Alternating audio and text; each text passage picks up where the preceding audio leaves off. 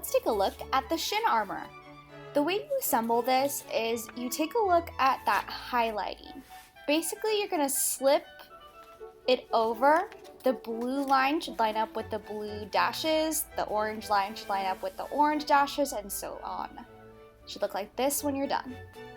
Obviously, since you have 2 legs, you will need 2 of all of these pieces.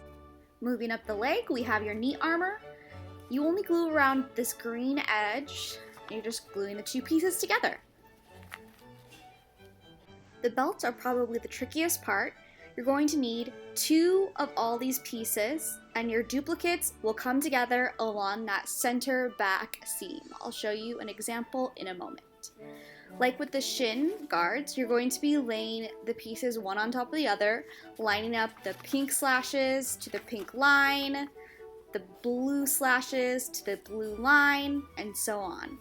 As you can see, there's like a label here to tell you where the front is and where the back is.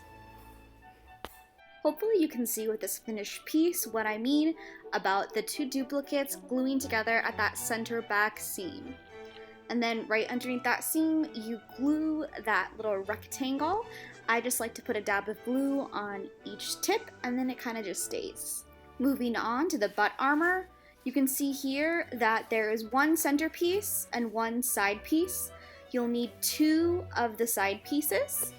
I like to connect these by a piece of clear plastic that keeps them together while preventing you from really seeing that I've connected them.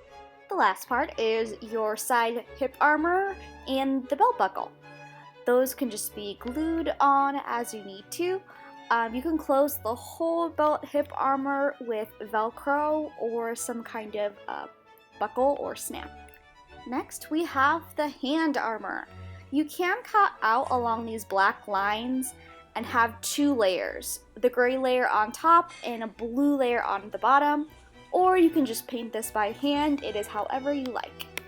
You can see on mine that I've cut out little slits for the lights. You do not have to do this, you can just use colored craft foam.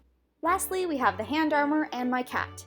You'll need 2 of these in opposite directions for your right and left hands, and these can be bent down and sort of curve around your hand. I secured mine with Velcro and made them out of Warbler.